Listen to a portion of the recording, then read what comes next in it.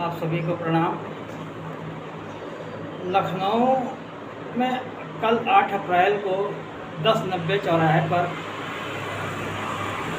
छत्रियों द्वारा साथ में उनके 36 संगठनों ने प्रदर्शन किया।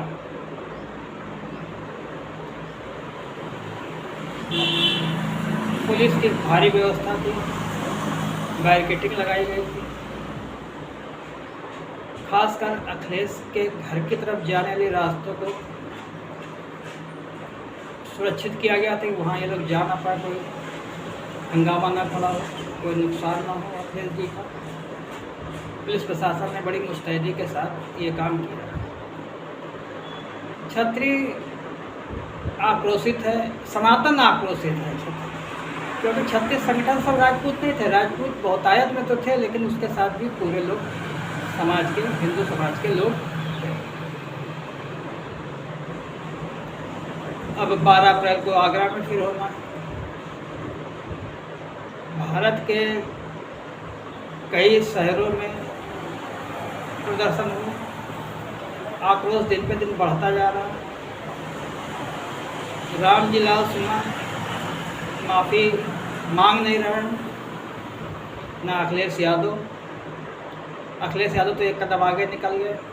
छत्रपति शिवाजी का तिलक दाएं पैर के अंगूठे की बाएं पैर के अंगूठे से उन्होंने ये भी एक नया विवाद जोड़ दिया। राणा सांगा को गद्दार कहा गया। और दोनों पक्ष कह रहे हैं निपट ले, प्रशासन हटा दो, शासन प्रशासन हट जाए, निपट लिया जाए। ये क्या जंगल राज है? ये तो जंगल में होता है। एक जानवर दूसरे जानवर लड़ रहा है, कोई मार रहा है, कोई काट रहा है, कुछ कर रहा है, ये जंगल में होता है। लोकतंत्र है, ये जंगल राज नहीं है। यहाँ जो चाहे वो अपना लड़ ले, फैसला कर ले। लोकतंत्र में फैसला वोट से होता है, वोट की लड़ाई होती है। बाकी यहाँ शासन प्रशासन ये इजाज़त नहीं देता है कि आप सड़क पर फैसला करें।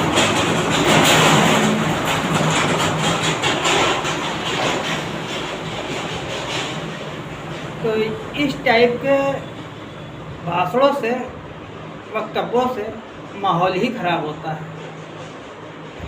और तो और कुछ तो हमने वीडियो देखे तो ताल ठोक रहे कि आओ निपट लो।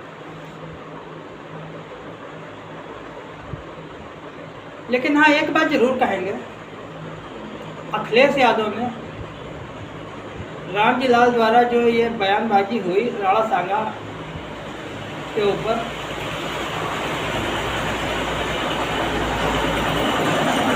ये ताबूत में आखिरी कील थी सपा के लिए।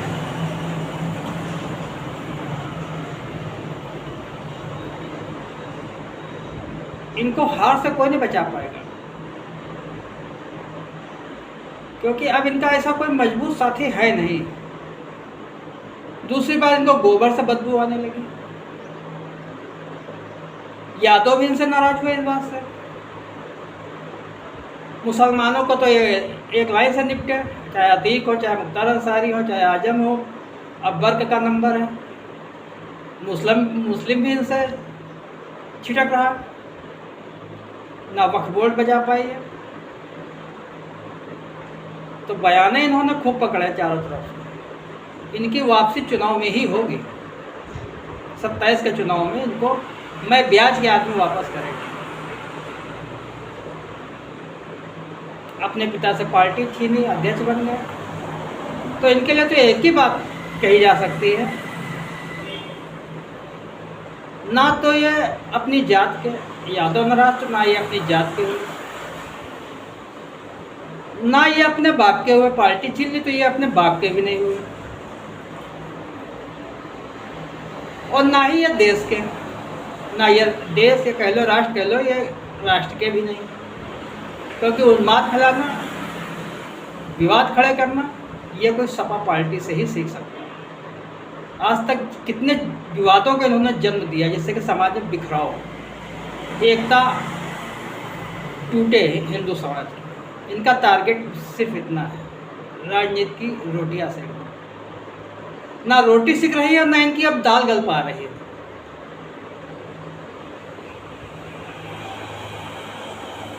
और इनको काफ़ी मुश्किलें आगे आने वाली है। कई जांचें भी इनकी चल रही हैं, तो भविष्य में ये हो सकता है कि जेल में ही ये नजर आए। इनके नेताओं में भगदड़ मची ही मची है। शिवपाल जैसे, जो कि जब सपा पार्टी बनी थी तब से जुड़े हुए हैं, वो अगर एक ऐसा बयान दें कि रंगबाजों से रंगबाजी नहीं, तो कितनी है निंदनीय बात है। एक सीनियर नेता होकर ऐसे हल्की बातें करना, समाज में क्या मैसेज जाता है इन लोगों को इससे मतलब। समाज को तोड़ो, फोड़ो, बांटो, राज करो। तभी शायद योगी जी ने एक बात कही थी, बटो के तो कटो, एक रहोगे नेक रहोगे, एक रहोगे सेफ रहोगे। लेकिन अब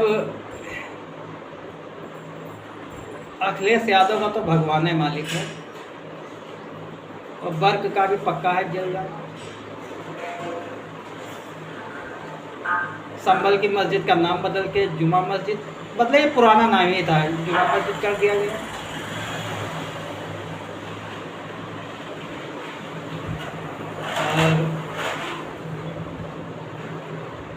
और दूसरी बात, क्षत्रिय समाज इतना आक्रोशित ना हो। लोकतंत्र की भाई वोट की है, वोट से ही इसका फैसला करो। पश्चिमी यूपी में तो ये घुसने लायक नहीं रहे, ना ये राजपूतों के गांव में घुस पाएंगे अखिलेश यादव। फैसला तो एकदम हो ही चुका है इनका। इनकी मानसिक हालत अखिलेश यादव की ठीक नहीं है।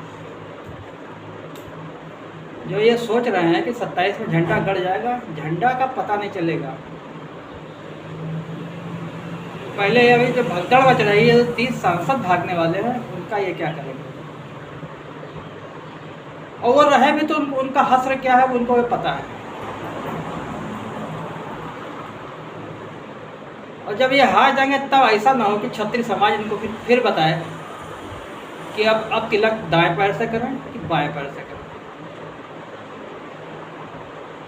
ये चीज़ बहुत अच्छे से समझ लेनी चाहिए कि क्षत्रिय समाज कभी झुकता नहीं है,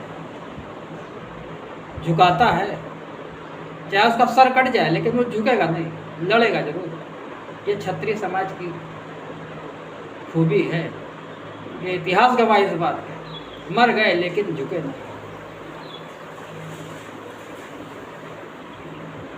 तो ये है। और बल्कि हम तो ये कहते हैं कि दोनों पक्षों से शांत रहें। इसमें शासन प्रशासन को आगे आना चाहिए, इसका फैसला करें कि किसकी गलती है, क्या गलती है। वोट की राजनीति से ऊपर उठ के सोचने की बात है, तभी कुछ समाज में शांति आएगी।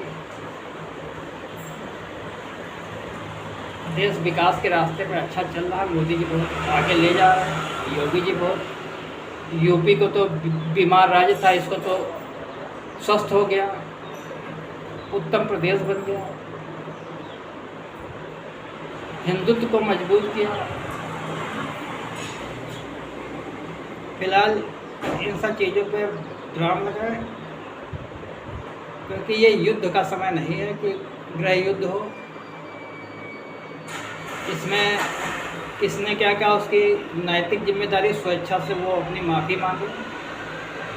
वैसे माफ़ी मेरे हिसाब से, मैं खुद राजपूत हूँ तो मेरे हिसाब से ये राम जी लाल सुमन ने अच्छा अपराध किया है। अच्छा अपराध की माफ़ी नहीं होती, इसमें सज़ा होनी चाहिए।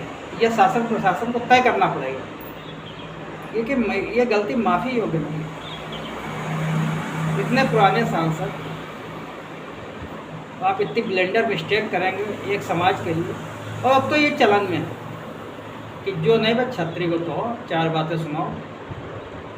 एक एक चलन है, फैशन है, तो इसको भी रुकना चाहिए।